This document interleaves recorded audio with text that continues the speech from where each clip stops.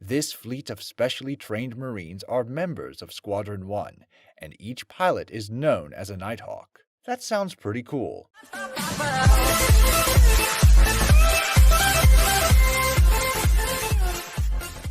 Inside Marine 1, the $237 million helicopter.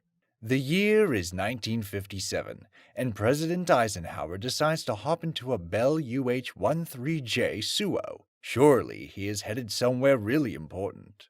Nope, he just wanted a quick way to get to his summer home in Gettysburg, Pennsylvania.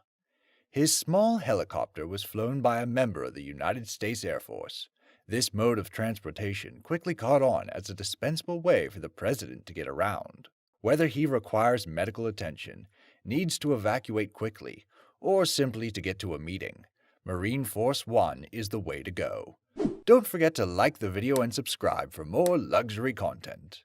What many people don't know, including many Americans, is that there are many different ways the president gets around. It is not always a limousine flanked by armed security. And even though most of us know about Air Force One surrounded by Secret Service, the more common mode of air travel is via Marine Force One, probably the world's most intense helicopter. Any helicopter that has the president on board is called Marine Force One.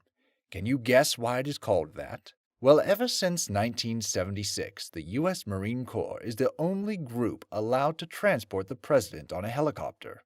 This fleet of specially trained Marines are members of Squadron 1, and each pilot is known as a Nighthawk. That sounds pretty cool. Once the machines grew in size and importance, they required more skilled people to operate it. Now the Nighthawks are specially trained for that specific job. The president actually flies in Marine Force One more often than Air Force One. He even takes his helicopter overseas with him. He couldn't possibly leave his favorite toy at home.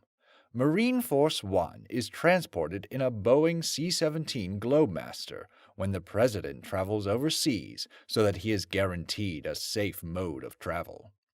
There are currently two types of Marine Force helicopters, Sikorsky VH-3D Sea King and a more compact helicopter, VH-60N Whitehawk. These helicopters are probably the safest place for such an important person. They are bulletproof and missile-proof, coming equipped with flares and infrared countermeasures to avoid heat-seeking missiles and anti-aircraft missiles. The interior is soundproofed, so even if missiles were flying at the aircraft, no one inside would probably be able to hear it. Okay, maybe they could hear that, but the interior is designed to be soundproof from all of the noise the helicopter itself makes. The occupants can speak in normal speaking voices and converse without strain. And speaking of talking, it has to have an open line of communication at all times.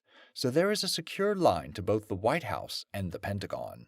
Now, if you ever see Marine Force One flying overhead, you are not seeing multiples. You hopefully have not hit your head or damaged your eyes. This helicopter travels with up to 5 decoy helicopters. I'm sure that amongst the Nighthawks, the decoys have names, but they are not cool enough to have other names. Plus, that would probably give them away.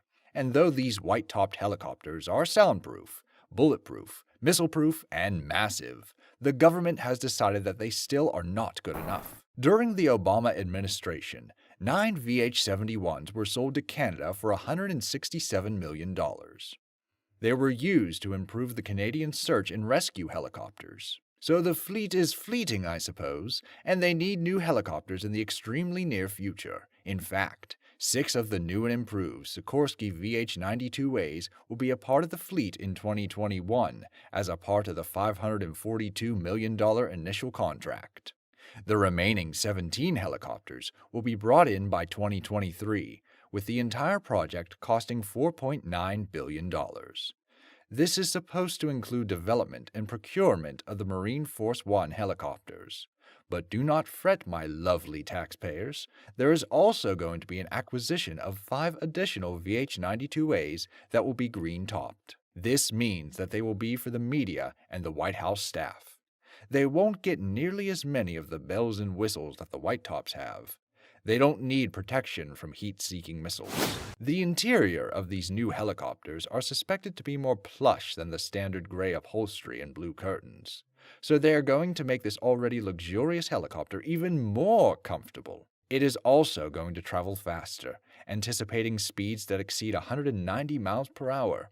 Eisenhower would lose his mind. It would have only taken him about 27 minutes to get from the White House to Gettysburg in this helicopter. The new 92As will also have more room inside, being able to seat 19 people comfortably, including the pilot, co-pilot, and crew chief that all Marine Force One helicopters are required to have. So now the president has $325 million to Air Force One, $1.5 million for a presidential limo, and a future investment of a $237 million helicopter multiplied by 23 helicopters in the fleet.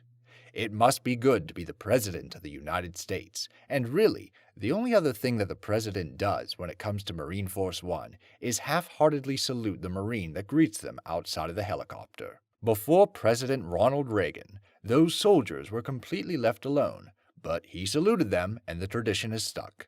So will new multi-million-dollar helicopters becoming more spacious and luxurious be a tradition as well? Who knows? Give this video a like and subscribe so you never miss new luxury content.